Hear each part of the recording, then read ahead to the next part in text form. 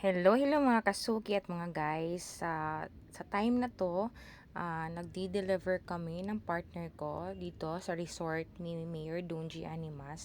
Ayan, makikita natin. Ayan, naglalakad kami at napunta kami dito sa may venue ng kasalan. Ayan, andyan si Ate Lalang. Siya yung sumundo sa amin.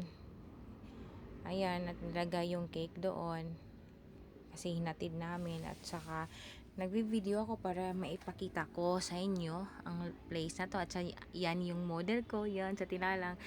Maraming salamat sa pag-asikaso at pag tutour namin dito sa place na to. Napakaganda lang po guys. Ayan, makikita nyo ang mga maraming puno ng niyog. Ayan, napaka-nature yung view dito. Ayan, ayan, tinutour niya kami. Ayan, makikita nyo. Ayan oh. So, napakaganda talaga yung background namin dyan. Napaka-nature na nature talaga guys. Ayan, ayan, dyan kami.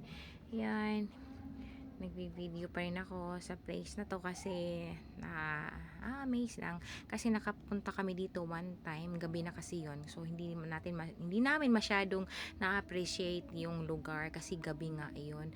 Ayan oh, so makikita nyo napakalinis. Ayan, napakagandang tingnan ng place na yan.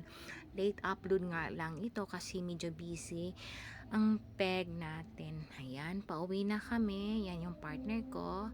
Ayan yung lugar. Ayan oh, tingnan nyo, 'di ba? Napakaganda. Nature talaga. May dagat doon. Ayan, nandiyan na kami sa sasakyan. Papauwi na kami. Ayan nga guys. Ayan, pauwi na kami kasi tapos na naming na-deliver yung cake. Ayan, at ipapakita ko sa inyo yung place kung saan maggaganapin yung kasalan sa tabi ng may swimming pool at saka sa may dagat. Ayan guys, oh, ayun doon. So pauwi na kami at saka yan yung view dito, 'di ba? Napakaganda. Ayan, sobrang ganda guys.